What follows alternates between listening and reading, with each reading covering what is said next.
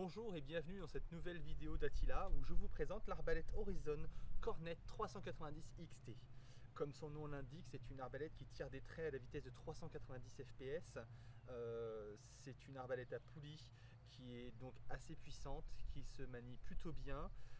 Elle est livrée telle qu'ici avec quelques petits accessoires comme l'étrier, la sangle et les outils de montage. On a donc le corps de l'arbalète qui est déjà assemblé comme ceci. Le nez de l'arbalète, pareil, est déjà préassemblé puisqu'on a déjà les cordes câblage montées. On a le bandoir manuel, on a le support du carquois, le carquois, une poignée avant et la lunette Red Dot.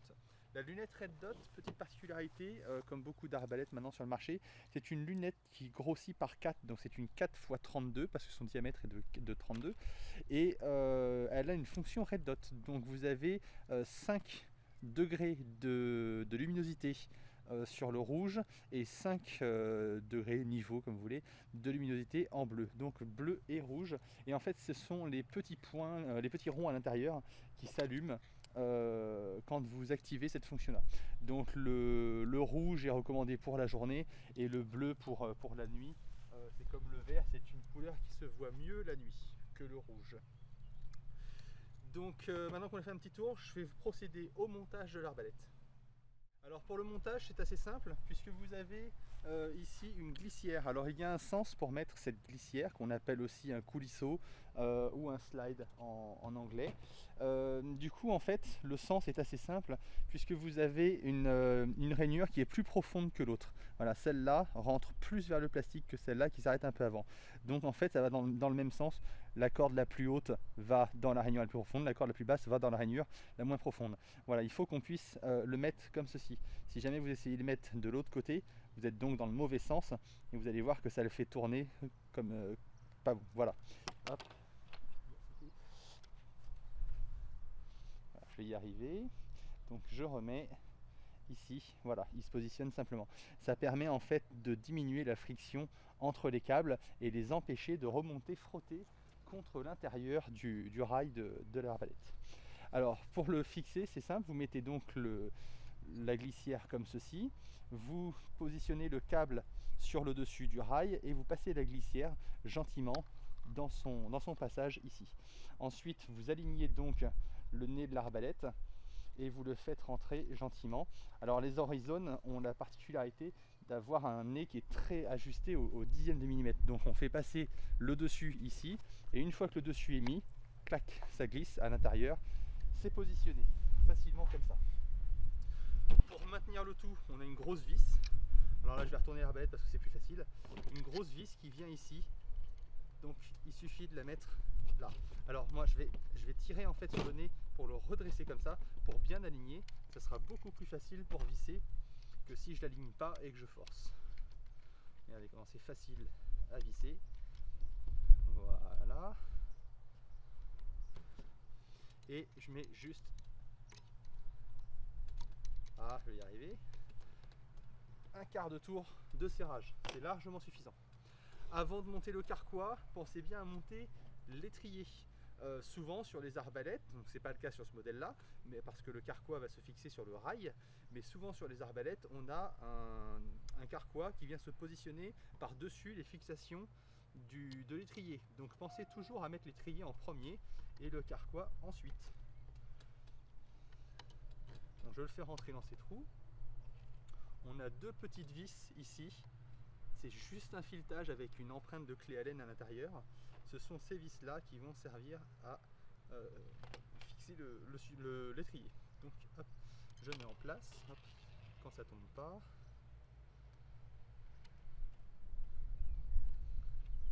Et de une. Et de deux. Voilà. Ça sert à rien de visser trop fort. Allez-y tranquillement. Voilà. Vaut mieux resserrer de temps en temps, vérifier le serrage, que d'essayer de serrer trop fort et d'abîmer vos vis ou vos pas de vis ou vos empreintes. Voilà, ça c'est monté. Petite information, chez Horizon, ça fait quelques temps maintenant qu'on retrouve des pièces détachées supplémentaires. Donc vous avez une fixation comme ici pour la sangle, vous avez une vis en rab comme celle que je viens d'installer et une petite rondelle en plastique. J'ai pas encore trouvé à quoi elle sert, mais vous avez ça. Et vous avez aussi le tube de cire pour graisser votre arbalète que j'ai pas montré. Je vais vous expliquer après comment on l'utilise. Alors d'origine sur cette arbalète, vous avez la grosse poignée qui est montée. Si vous préférez cette poignée là, vous pouvez démonter celle-ci et mettre celle-là à la place. C'est comme vous voulez. Moi personnellement je préfère ce genre de poignée tactique. Donc je vais démonter l'autre poignée d'origine pour mettre la tactique à la place. N'essayez pas de mettre les deux en même temps, ça ne marche pas. Il n'y aura pas la place, vous ne pourrez pas mettre la grosse poignée, puis la petite poignée devant, puis le support de carquois.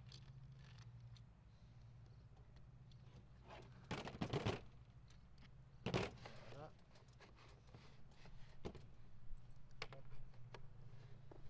Alors ça c'est pas... Voilà. Hop. Voilà, il voulait pas se séparer. Voilà, c'est vrai que du coup ça évite de démonter ça, il se sépare tout simplement en deux. J'enlève ça et je vais mettre à la place cette poignée là. Je pense que je vais la positionner à peu près par là. Si mon support de carquois vient au bout ici, voilà, je vais la mettre à peu près là. Voilà. Pour regarder bien sûr par rapport à votre position et tout ça, comment vous voulez qu'il se positionne par rapport à vous. Hop, donc j'installe la poignée et je tiens l'arbalète pour voir si ça me convient. Là c'est parfait, ça me va, donc c'est bon. Pour le montage du carquois, on a donc ce mécanisme là, on va l'insérer n'importe quoi ici et en fait on va vérifier sur l'arbalète si on veut un montage droitier ou gaucher. Moi je suis droitier, donc l'arbalète va être montée comme ceci, c'est-à-dire que je suis droitier, donc l'arbalète est à ma droite, les flèches sont de l'autre côté de l'arbalète, les plumes vers moi, les talons vers moi, donc ça sera dans ce sens-là. Alors je vérifie ici, voilà, je remets dans le bon sens, je dévisse un petit peu.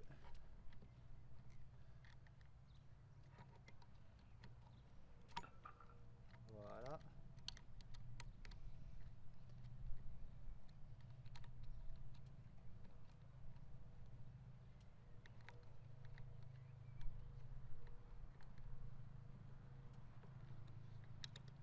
Voilà, je vérifie le serrage, c'est bon. Vous ferez attention sur le support de carquois, ici il y a deux empreintes. Dans un sens, vous allez pouvoir l'écarter comme ça. Si vous êtes gaucher, vous montez dans le sens, ce sera donc l'autre type de trou pour que l'arrière des flèches ici ne vienne pas vous embêter avec la poignée. Ça sera donc plus écarté. Donc ça c'est monté, voilà. Il reste donc la lunette. Donc on regarde dans quel sens se regarde la lunette. Donc là c'est dans ce sens là, c'est-à-dire qu'on a les lumières à gauche, les vis à droite. Voilà.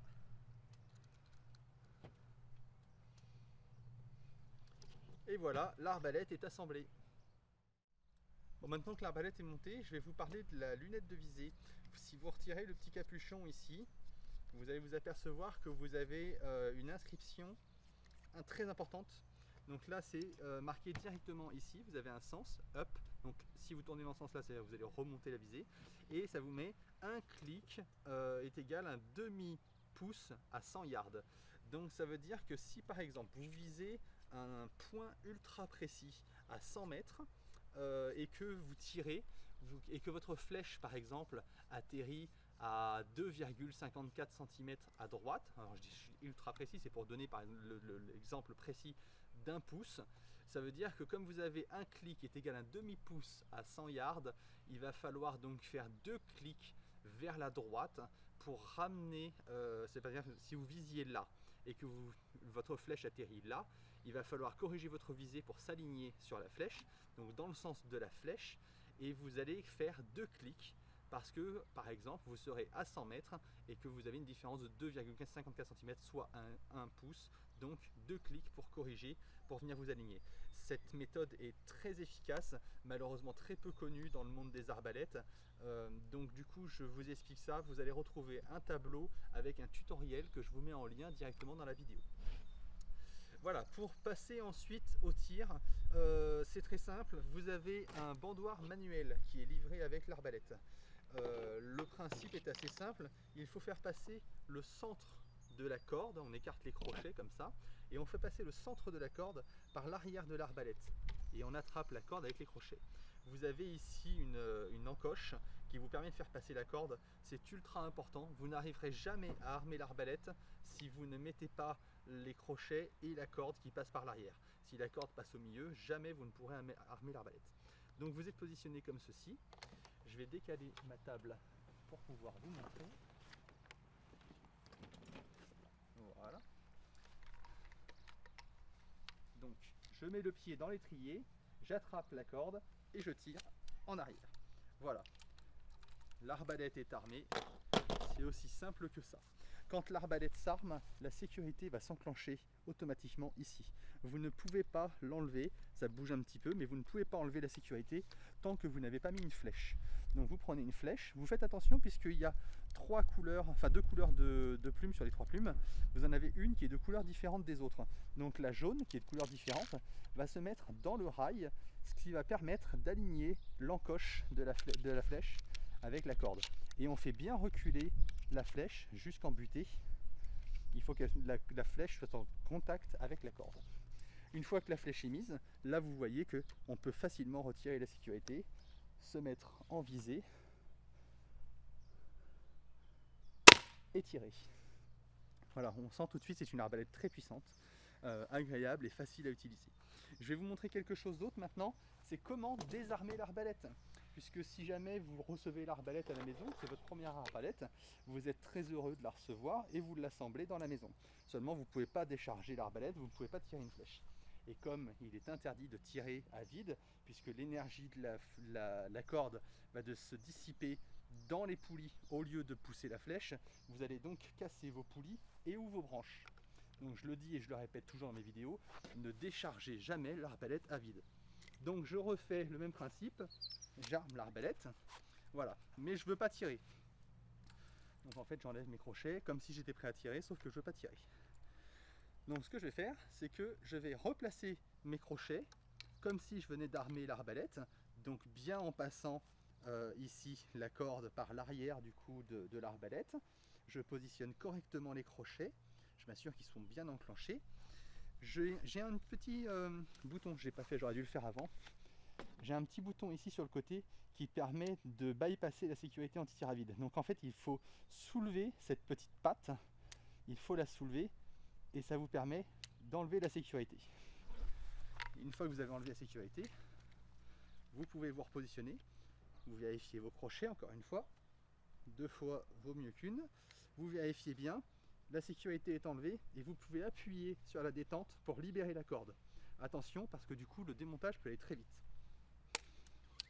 Voilà, je vais séparer mes 2 poignées pour rattraper et je ramène ma corde en avant, tout simplement. Voilà, l'arbalète est désarmée. Donc avant de conclure cette vidéo, je vais vous montrer simplement comment on graisse et on entretient la corde et le rail d'une arbalète. C'est assez facile puisque vous avez ici un petit lubrifiant en stick, une espèce de cire, et donc on va appliquer cette cire sur le rail ici. Donc là je le fais pas pour pas salir l'arbalète parce qu'elle va repartir en stockage, mais voilà, on applique bien sur le rail ici et un petit coup sur la corde. Le but de la cire, c'est de réduire la friction entre la corde et le rail. Donc il faut graisser tous les 10 tirs à peu près. Si jamais vous voyez qu'il n'y en a plus, n'hésitez pas à en remettre. Et un petit peu sur la corde pour la maintenir humide entre guillemets. Il ne faut pas qu'elle sèche la corde. Si jamais elle sèche, elle devient cassante.